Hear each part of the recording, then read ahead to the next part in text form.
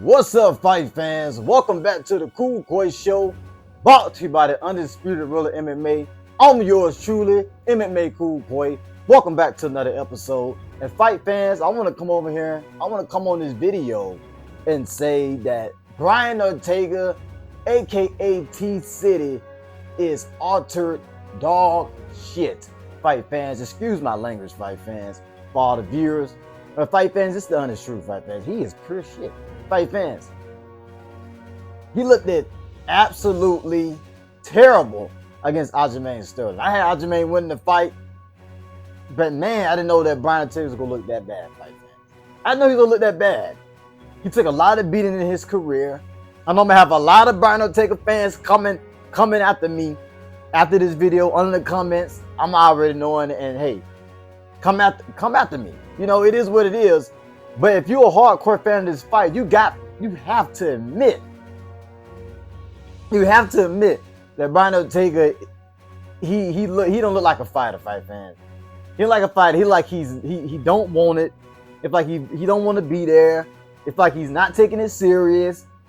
It's like he'd rather be on the couch watching Housewives or something, eating popcorn. He is not taking his career serious. And don't. A fighter shouldn't have no shame in their game losing to Aljamain Sterling, right? Aljamain Sterling was arguably one of the GOATs, one of the greatest, arguably one of the GOATs, and one of the greatest at bantamweight before he got TKO'd by Sugar Sean O'Malley, right? And then Aljamain, he looks great at 145. He said he feels great at 145. You know, had to cut out that weight to 135. He's able to move around a little bit better, as you've seen. And when he was fighting Brian Ortega, he was just jabbing Brian Ortega's face. Jabbing his face. Brian Ortega looked so slow. Aljamain Sterling was throwing some great leg kicks, and Brian Ortega had no answer. No answer at all, guys. No guys. I mean, no guys. No answer, guys. Me and Rich Ali watching this fight like, well, it was just like a slow motion fight. A lot of people say it was boring, but I think that Aljamain had a good game plan. Coming into this fight, I would have gave Brian Ortega slightly the edge. I know I said I'm supposed to go give Aljamain Sterling the edge on the feet because he's a funk master. He throws spinning back elbows, which he did throw a beautiful spinning back elbow on the forehead of Brian Ortega.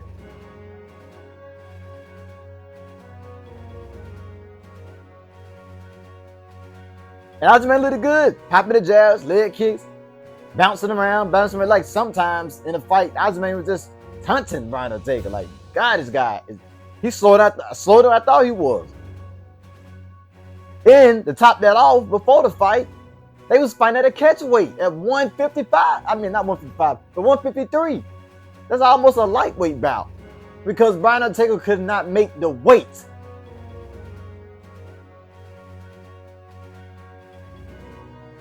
So do you understand what I'm saying, fight fans? He's not taking it serious. It don't even seem like he's serious. This is not his first time missing weight at 145. UFC do not book another fight for Brian Ortega at 145. Force him to move up to 155. He ain't got no say so. He ain't got no say so. No say so in this company of the UFC. What a disgrace. What a disgrace for Brian Ortega. Guys, effective immediately, Brian Ortega is out of the UFC. If he wants back in, he needs to join Weight Watchers and take Brian Battle with him. This motherfucker wasted everyone's time.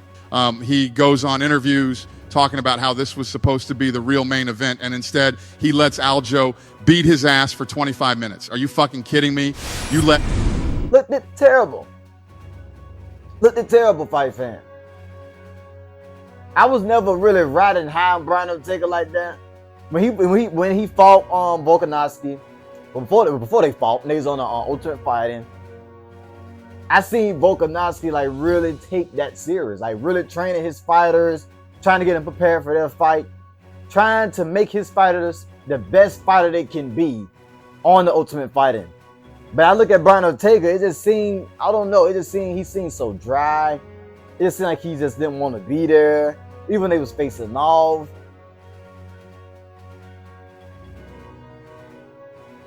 You know, He put on a good fight against Alexander Volkanovski when they fought. He still lost that fight. He always, one thing about Brian Ortega is that he always finds these clutch moments. He's losing the fight and he just find a moment to make it happen. You know what I'm saying? Kind of like Derrick Lewis. Like they say, Derrick Lewis pull a rabbit out the hat. Derrick Lewis getting his ass whooped by Volkov, and he just knocked Volkov out. You know, he just pulled that rabbit out the hat. And he did that against some good fighters like Clay Guida. Yeah, Rodriguez. Right here, starting right back where he left off. Oh, there it is. Goodness, he swings off to the side. He's got it locked up. Oh, that's in. And he's got 4 minutes. That's the tap. He got it. Brian Ortega comes into the lion's den. He did against some good fighters, fight fans. He had Aljamain hurt in the 5th round through a beautiful right hand. But he didn't have that clutch moment then to just close the fight on out. Oh yeah, had a choke. It had rear neck, not the rear neck, but the guillotine choke on Volkanovski in that round. You know, I almost finished him. Volk said my face was turning purple. I was trying to scramble out of it. I couldn't breathe. I had slob coming out of my mouth, just trying to wiggle my big head out of that choke. So Brian Ortega had his moment, but he's not that guy. He's never that guy. The only time I seen Brian Ortega just look like really good, like great in a fight was when he fought Korean Zombie. Someone who's not even in the UFC no more. Brian Ortega had 8 fights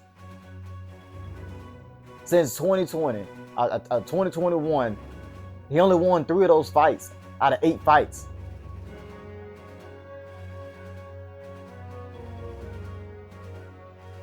Lost against Aljamain. Lost against Diego Lopez, a beatdown. He beat Rodriguez fast score. Losing the fight, had that moment where he got him in a submission. You know, Brian Ortega has had an up and down career. Then to think about it, it's like, okay, so what if Brian Ortega move up to lightweight, right? Let's say he fight some of the top 15 fighters, right? That's in the top 15. I still don't see him beating anyone in the top 15. Maybe Brian Ortega want to make that move up. It's a new, chapter in his book in his life. New weight class. He's able to make weight. Maybe he feel better. He looked better in the fight, against the top 15 at 155. But honestly, fight fans, I don't see it. I don't see his motivation. I don't see that grind. I seen it more in the beginning of Brian Ortega's career than I ever see it now. Fight fans. I'm sorry. I seen him when he caught Frankie Edgar with the elbow. I seen that I seen a little hunger, a little like I want it. And then he fought Matt Scott. One of the worst beatdowns you ever see with him and Matt Holloway. It was so bad his coaches threw in the towel. One-sided beatdown. It just got me thinking, like, every time I see Brian Ortega, he's not improving. Like, from that Frankie Edgar fight until now, 2025, Brian Ortega has not improved. I can see him taking another fight. He has not improved. He's not active. I can see him taking another fight in 2026 and lose that one. I can see him taking one more fight in 2027 and also losing that one, fight fans. Have you seen any improvements in Brian Ortega's game from the time he knocked out Frankie Edgar until now? If so, sorry, I'll wait. I'm waiting. I got all day. Hours later. No, fight fans. All the Brian Ortega fans out there, no, he has not improved. You gotta admit it. And I just had to come on here and make this video. I had to call Brian Ortega out. Brian Ortega, he's long. He got a good size frame for featherweight. He'll have a good size, in the frame, reach at lightweight. This guy, Brian Ortega T-City, has potential, fight fans. He has potential, but he's not using it. He's not putting the skills together. It's like something is missing. And it could be the motivation. It could be the skill level. It could be the coaches he's around. But how you missing weight? What kind of coaches let you miss weight like that? Come on, I catch weight. Masvidal used to always say, never have a fight, I always make weight. It's just respect to my opponent. They working hard. They stand on a strategic diet to make their weight. They've been training hard. I'm gonna train just as hard as they training, and I'll make sure I make the weight as well. And I'll make sure I'm on my diet and do what I have to do to make this weight as well. It's just the respect. It's our job. It's like clocking in and clocking out your 9 to 5 job. This is what we do. We fight. The number one thing you have to do is make weight. You can't do it. And it's not the first time. Move up to lightweight, Brian Ortega. See if you can have some success there. I honestly don't see it happening. To be honest, I don't see it happening at all, fight fans. Like, I had Aljamain easily beating Brian Ortega. I feel like Aljamain was just better on the feet. I feel on the ground they was about equal. I feel like Aljamain was bigger than Brian Ortega on the ground and can just like fight off submissions because he's really good on the ground. Got a good submission game of his own at Aljamain. And yeah, I just do not see a bright future with Brian Ortega in the UFC. I really, really don't. I really, really don't. I really don't. He looked like Boo Boo, man. I mean, this is crazy. It was crazy because Brian Ortega had a lot of hype coming up in the UFC. Like at one, when he first coming on the scene, when he was fighting Cub Swanson, Clay Guida, all these fighters, and he caught Edgar with the elbow. Surprised Edgar with the elbow. he was the first man to TKO Frankie Edgar at that time, which is big at the time because Frankie Edgar was a big name in the UFC, former lightweight champion. But man, fight fans. Brian Ortega. Let me know what you guys think about Brian Ortega's career moving forward. Should he move up to lightweight? I think, honestly, I'm gonna be honest. I'm gonna say it live on the camera. I don't care what nobody say. I don't care if it's mama, sister, whoever, wife. They can come at me on this one. But Brian Ortega needs to start contemplating about retiring. Start contemplating about retiring, Brian Ortega. I don't want to see you get hurt. I don't want to see you get hurt, my man. And if you want to move up to lightweight, because lightweights are more powerful. They a little bit, they're a little bit bigger. There's some threats at lightweight, even the top 15.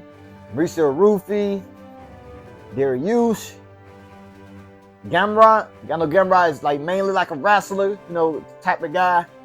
He love to shoot that takedown, control you. But I just feel like he just get dominated. You got the Dan Hookers, Justin Gaethjes. I just do not see it turning out too good for Brian Ortega at lightweight. So his best bet is to start sitting down, looking himself in the mirror, talk to some loved ones, and contemplating about retirement. These fighters got to know when to let it go. They got to know when to let it go. It shouldn't be Dana White, UFC talking to these fighters every time. They should know. And I think it's about time for Brian Ortega to make that move. Because I don't see any success for him. Let's see if he want to do it for a check. He want to do a Kevin Holland, do it for a check. But you putting your health, you putting your body at risk. And he has taken a tremendous amount of beating. Tremendous amount of beating. Diego Lopez put a beating. Knocked the braids out of his head like 2 times. And then knocked the braids back in his head. That's how bad that beatdown was, fight fan. Crazy. Max Holloway beat the brakes out of Brian Ortega. Broke some bones.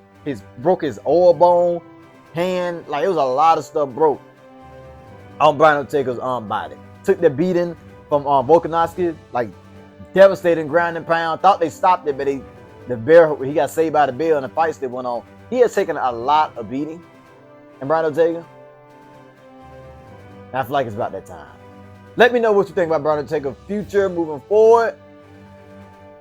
It was hard for us to react to the fight. It was nothing to react to. Aljamain versus Brian Ortega was nothing to react to. I just want to come over here and talk about how shitty he looked and how shitty he has looked throughout the years of fighting. Before he fought Aljamain, his last fight with Diego Lopez, absolutely terrible. I don't know how he's still top 5 at featherweight. It's just like he always find himself top 5 at featherweight. And I just don't understand how he's still top 5. He's a gatekeeper at best, not a top 5. Next year, he's going to be a top 5 too, probably. They always throw Brian Ortega top 5. I don't know why. But fight fans, let me know how you feel about this. Tell a friend, tell a friend, and tell a friend. If they want to see a good show, or a good MMA show, tell them about the Cool Koi show. You wonder. I know.